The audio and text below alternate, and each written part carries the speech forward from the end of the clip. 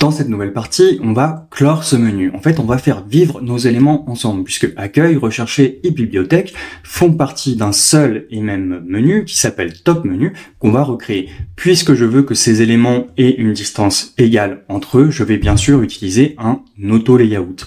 Je vais sélectionner mes trois éléments et je vais pouvoir faire Shift A ou alors clic droit, Add Auto Layout. Alors là, c'est Remove, sinon tu aurais Add. Et j'ai bien enfermé tous mes éléments ici dans Frame 4 que je vais tout de suite renommer Top Menu. Je vais ouvrir la hiérarchie des calques et tu es d'accord avec moi. Maintenant, j'ai bien trois auto-layouts qui ont pour parent un auto-layout. Donc tout ce qui est contrainte de frame et d'auto-layout ne marchera que si le parent direct de tes éléments est une frame ou un auto-layout. On va voir ça tout de suite ensemble. Moi, ce que je voudrais, c'est donc que, peu importe ce qui se passe, si j'agrandis top menu, le parent, je voudrais que, par exemple, accueil, lorsqu'il est actif, mais ça marcherait aussi sur rechercher et bibliothèque, suive complètement le container pour qu'il s'adapte. C'est-à-dire que je vais vouloir que le comportement de l'enfant suive celui du parent. C'est tout à fait possible, puisqu'on est dans ce cas de figure, auto-layout dans auto-layout. Les contraintes, elles sont donc au nombre de 3 sur Figma, et c'est ce qu'on appelle donc les contraintes de position, et on va les retrouver ici. Donc je vais cliquer sur Frame 1, je vais d'ailleurs, repasser Top Menu en Resize to Fit, et je vais lui mettre une border pour que tu vois bien ce qui se passe. Voilà. J'ai donc mis une border à Top Menu, qui est le parent de ces trois enfants, frame 1, 2 et 3, et je vais cliquer ici sur frame 1. Pourquoi? Parce qu'en fait, les contraintes, elles s'expriment sur l'enfant par rapport au parent. Toujours dans cet ordre-là, et je te rappelle, il faut que le parent soit une frame ou un auto-layout. Par défaut, donc les contraintes, on va les retrouver ici, et par défaut, tu auras toujours Hug Content. D'accord? Je te rappelle que si tu n'as pas Hug Content, il suffira de cliquer ici, en haut à droite sur Resize to Fit, pour retrouver les propriétés Hug Content. Qu'est-ce que ça veut dire Hug Content en anglais? Tu sais que to hug, c'est enlacer, embrasser. Donc en gros, ça veut dire embrasse le contenu. Ne prends ni plus ni moins de place que ce que je t'ai dit de prendre en tenant compte des contraintes que je t'ai données sur l'auto-layout. Quelles sont ces contraintes? Si on les regarde, c'est 1. La position de l'auto-layout, la position de ses enfants à l'intérieur de ce dernier, et enfin, les valeurs de space between entre les items et le padding. Actuellement, accueil respecte tout à fait ces conditions. J'ai rien touché et il fait exactement ce que je lui dis de faire. Si je changeais le texte, ça n'aurait aucune incidence sur les positions puisque j'ai à aucun moment modifié les propriétés de mon auto-layout. Donc ça, c'est la fonction par défaut de Figma. C'est ce qu'on va appeler donc le Hug Content. Embrasse le contenu, enlace, ne prend ni plus ni moins de place que ce que je t'ai dit de prendre et respecte les propriétés que je t'ai données.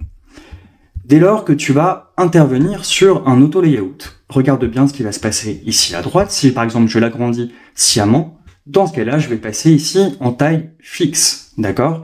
Le problème de la taille fixe, c'est que je vais perdre en fait la base de mon auto-layout, ce qui fait son essence. Regarde bien, si ici je mets accueil et n'importe quoi.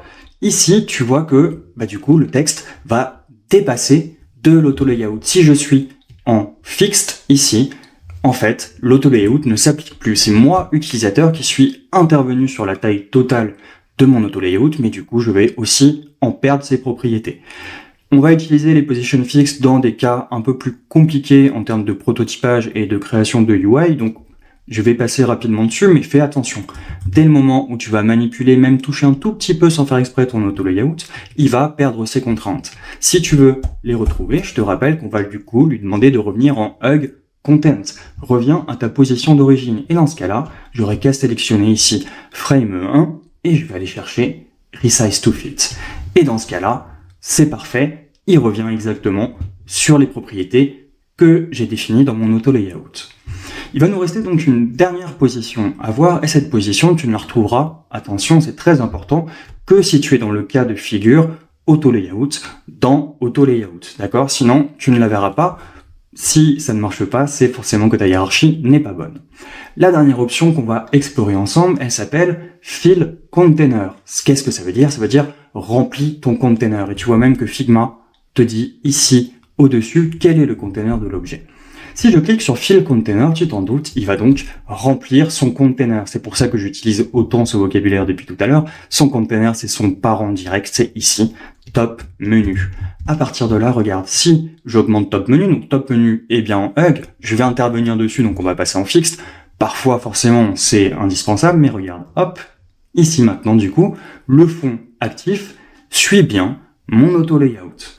Alors bien sûr, si je le réduis, vu qu'on n'a pas fait le wrap encore, ça ne marchera plus, mais au moins, j'ai un menu qui va s'étirer sans souci dans la largeur.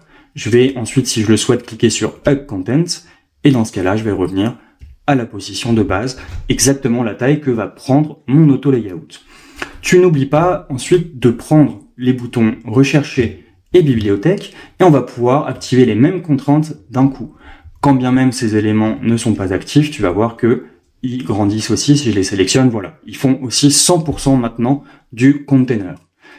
Ça, c'est vraiment la base de la position des auto-layouts sur Figma, c'est primordial à comprendre, puisque à partir de ça, ça va te permettre aussi d'anticiper toute cette construction en bloc. Tu vas voir que plus on va travailler sur Figma et plus on va commencer à essayer de voir la boîte dans la boîte dans la boîte, et c'est tout l'enjeu de Figma, c'est lorsque tu regardes des maquettes, de déjà réussir à voir comment est-ce que tu vas diviser tes interfaces, où est-ce qu'il y a des auto-layouts, quels éléments dépendent les uns des autres, et une fois que tu as fait cette analyse mentale, en fait, tu peux très vite te lancer dans la création de l'interface.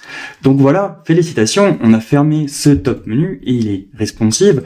On va juste supprimer la border ici, et je vais te montrer tout de suite dans la vidéo suivante très rapidement comment est-ce que je vais renommer hyper facilement frame 1, 2 et 3, mais cette fois en utilisant autre chose que la fonction de renaming native de Figma qui ne sera pas suffisante dans ce cas-là. On se retrouve tout de suite pour cette petite astuce rapide avec le plugin Rename It.